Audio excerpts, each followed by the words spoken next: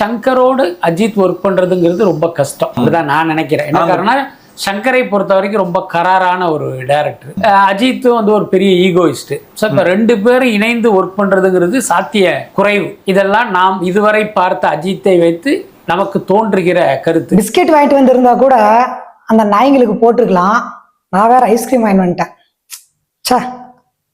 சங்கரு கராரான ஆளு, அஜித் ஈகோயிஸ்டிக்கு. அதாவது இண்டஸ்ட்ரியிலேயே சூப்பரான டைரக்டர்ப்பா அப்படின்னா அது சங்கர் மட்டும்தான். அவருடைய அசிஸ்டன்ட் எனக்கு ஒருத்தர் நண்பர் ஃப்ரெண்டா இருந்தாரு. அவர் இந்தியன் 2 பட ஷூட்டிங்ல 3 பேர் இறந்தாங்க இல்லையா, அதுல அவரும் இறந்துட்டாரு. அவர் சங்கர் சாரை பத்தி நிறைய சொல்லியிருக்காரு. சங்கர் சார் எவ்வளவு தங்கமான மனசு அப்படின்றது.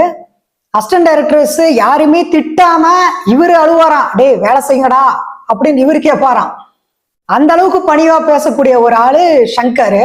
அஜித் சார் ஈகோயிஸ்டிக்கா, அப்பா அஜித் சார் மட்டும் ஈகோயிஸ்டிக்கா இருந்திருந்தா இன்னைக்கு அவர் வந்து பிரைம் மினிஸ்டர். அவருடைய கெப்பாசிட்டிக்கு, அவருடைய பொட்டன்ஷியலுக்கு இன்னைக்கு அவர் பிரைம் மினிஸ்டர்.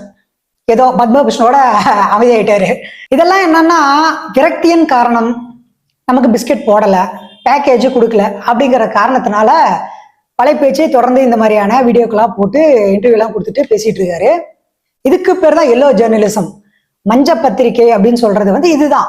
அனுமானத்துல உங்களை யாரு பேச சொன்னா, என்ன உண்மையோ அதை தானே கண்டுபிடிக்கிறது தானே உங்களுடைய வேலை.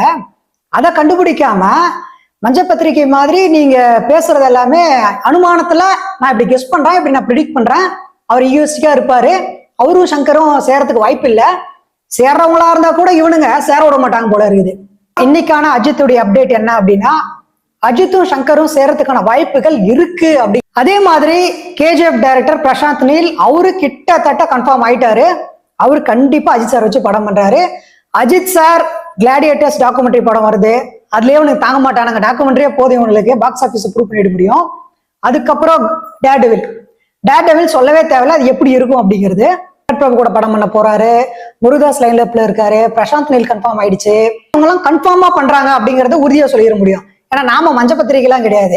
சினிமா பட்டி டைட்டில் வேணா மஞ்சள்ல இருக்கலாம், ஆனா நம்ம வந்து அப்படி கிடையாது. நாம சொன்னா 100% நடக்க போகுது, அதை மட்டும் தான் நம்ம அப்டேட்டா கொடுக்குறோம்.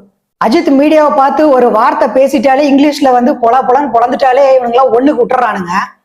இந்த மீடியாக்காரங்களா அஜித்தை வந்து மார்க்கெட் இல்ல, ப்ரொடியூசர் இல்லைன்னு சொல்லி சுத்திட்டு இருக்கானுங்க.